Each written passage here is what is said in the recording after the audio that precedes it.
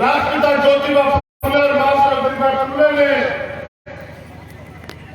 एक बच्चा भी जो है पैदा करना स्वीकार नहीं किया, इसलिए क्योंकि उन करोड़ों बच्चों को स्वाभिमान सम्मान का जीवन पढ़ाई के अवसर, स्कूल खोलने के अवसर उन्होंने देने का काम किया।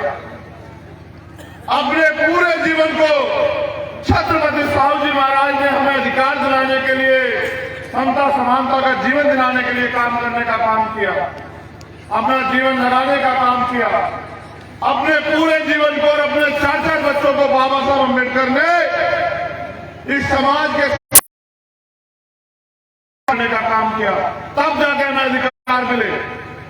आज उन अधिकारों पे खतरा है, लेकिन ये सारे अधिकार संघर्ष करने से मिले। अगर आज हम संघर्ष नहीं करते तो आने वाले कल में जो अधिकार है वो भी नहीं बचेंगे।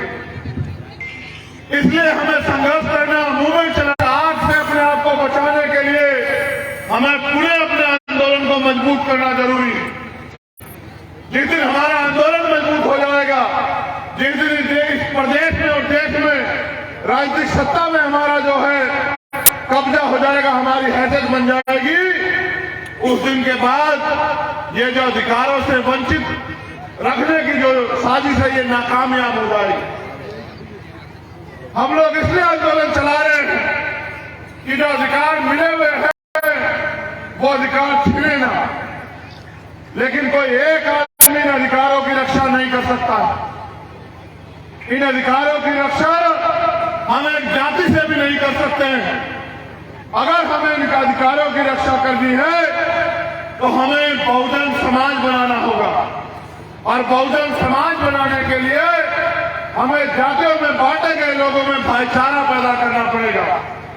और इसकी सबसे बड़ी जिम्मेदारी उन लोगों के कंधे पे है जो ये मानते हैं कि भारतीय संविधान ने हमें अधिकार और स्वाभिमान सम्मान का जीवन दिया है। इसलिए मैं आपसे अपील करता हूं कि यहां रहने वाले जिनकी आबादी 90% है मध्य प्रदेश में, दलित, पिछड़े, आदिवासी, जैन, सिख, बौद्ध, मुसलमान, ईसाई, इनमें भाईचारा पैदा करके इनको इकट्ठा करने का काम करो। आज संत गाडगे जी महाराज का परिनिर्वाण दिवस, उन्होंने नारा दिया कि एक रोटी कम खाना मगर अपने बच्चों को जरूर पढ़ाना। उन्होंने कहा कि अगर खाली ना हो तो हाथ पे रख के खाना, एक कपड़ा कम पहन लेना, लेकिन अपने बच्चों को शिक्षा देना। आज की सरकार ना नौकरी दे रही है ना शिक्षा दे रही है। इन सरकारों के जरिए हमारे अधिकारों की सुरक्षा होना नामुमकिन है। इसलिए इनके झूठ और धर्म की बातों में आना भी हमारे लिए बहुजन महापुरुषों के कारवा को आगे बढ़ाने का काम कर रहे हैं। उस कारवा को सींचने के लिए अगर खून की जरूरत पड़े तो हम लोग अपने खून का भी बलिदान करने के लिए तैयार हैं।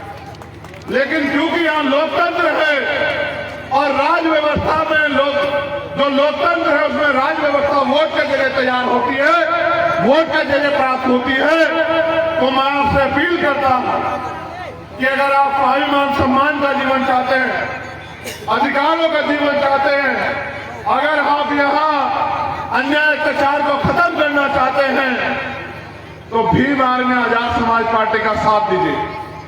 अब मैं आपसे पूछना चाहता हूं, दोनों हाथ उठा के बताएं कि क्या आप इस लड़ाई में हमारा साथ देने के लिए तैयार हैं? अगर तैयार हैं तो कुछ काम भी करना पड़ेगा। क्या आप काम करने के लिए भी तैयार हैं? तो अब मेरी बात पे गौर करो। आप सुबह से यहां हैं और यहां से आपको लंबी लंबी दूरी तय करके अपने घर जाना है। कई लोग ऐसे हैं जो सर्दी का समय हो गया, जैकेट भी नहीं है। हमारे नौजवान साथियों से भी मैं कह रहा हूं, नेतागण से भी कह रहा हूं, जो मंच में उनसे भी और सामने उनसे भी,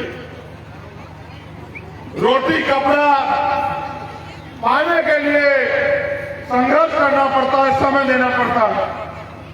जय भीम के नारे तो आप बहुत अच्छे लगाते हो और सड़क पे अपने जोश जुनून को भी बड़ी मजबूती से दिखाते हो, लेकिन अगर आप भाईचारा पैदा करके लोगों को जोड़ने का काम नहीं करोगे तो आप यहां ताकत ताकतवर नहीं बनता।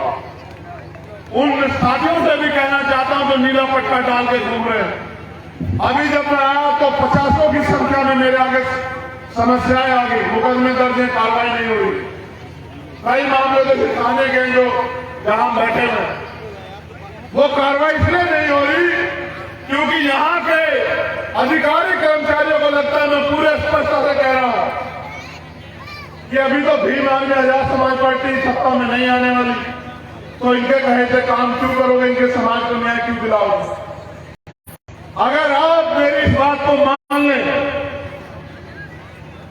मैं आपसे नहीं ये नहीं कहता कि रोज काम करें, हो सकता है परिवार चलाना, तमाम तरह की समस्या हो। एक हफ्ते में 1 घंटे का समय भी अगर आप निकालो ईमानदारी से, और अगर जितना साथी यहां मौजूद हैं, एक में आप 1000 की संख्या में हैं और आप इस तरह से जोड़ने का काम करते हैं, अपनी जिम्मेदारी को अदा करते हैं, मैं गारंटी देता हूं कि जब चुनाव आएगा कम से कम 40 से 50 हजार लोग आपके साथ वहां जुड़ जाएंगे। बस अपनी जिम्मेदारी को समझना है और एक दिन जितना समय हम सजने सवरने में लगाते हैं उतना ही समय अपनी बात को, अपनी विचारधारा को, अपने संघर्ष को समझा के एक परिवार को एक हफ्ते में जोड़ना है। यहाँ तो ऐसे भी लोग हैं जो 24 घंटे 7 दिन समाज की सेवा में लगे हैं।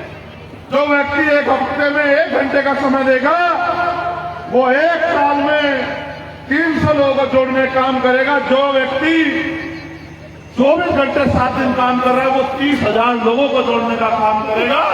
इस तरह से आपका संगठन मजबूत हो जाएगा, आपकी ताकत बन जाएगी, और जब आपके हिस्से में ताकत आएगी, आज मैं आपसे पूरी जिम्मेदारी से कह रहा हूं कि जो अधिकारी कर्मचारी आज हमारे लोग अन्याय करने का काम करते हैं, वो अधिकारी कर्मचारी आपके एक इशारे पे सलूट मारने का और आपको पूछ के काम करने का काम करेंगे।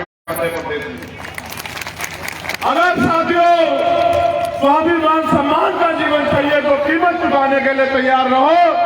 तो कीमत यही है कि समय दो और गांव-गांव निकल के संगठन बनाने का काम करो, माताओं बहनों बुजुर्गों में भाईचारा पैदा करने का काम करो और समाज को भीम आर्मी आजाद समाज पार्टी के प्रति संगठित करने का काम करो। क्योंकि अगर आज प्रदेश में और देश में कमजोर वर्गों की कोई लड़ाई लड़ रहा है तो भीम आर्मी और आजाद समाज पार्टी लड़ रही है। मैं क्योंकि समय भी काफी हो गया है, मैं धन्यवाद देता हूं। मेरी भी ट्रेन है, मुझे बड़ी तेजी से निकलना है। एक एक कार्यकर्ता जिन्होंने इस सभा को सफल कराने के लिए मेहनत की, हमारे भीम आर्मी आजाद समाज पार्टी और बहुजन समाज के एक एक माता बहनें, बुजुर्गों, नौजवान साथियों और बच्चों का धन्यवाद करता हूं और पुनः आपसे उम्मीद करता हूं कि आप मेरी बात को मान के इस आंदोलन को आगे बढ़ाने का काम करेंगे। हमारी सामाजिक न्याय यात्रा का भी आगाज हो चुका है। 1 जनवरी 2023 से न्याय यात्रा संपन्न होगी।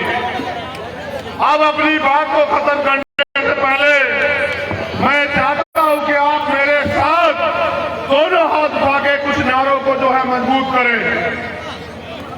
बाबा तेरा मिशन अधूरा, बाबा तेरा मिशन अधूरा, अनवर काशीराम तेरा मिशन अधूरा, राष्ट्रपिता ज्योतिबा फूले तेरा मिशन अधूरा, छत्रपति साहूजी महाराज तेरा मिशन अधूरा। आवाज दो, आवाज दो, जय जय जय जय भीम। जो सरकार निकम्मी है, जो सरकार निकम्मी है, आवाज जो हम एक है, बहुजन एकता जिंदाबाद, बहुजन एकता जिंदाबाद, वोट हमारा राज तुम्हारा,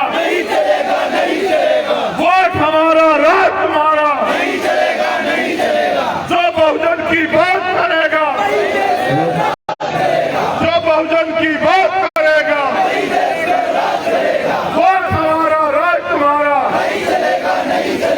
जिसकी जितनी संख्या भारी उसकी उतनी हिस्सेदारी।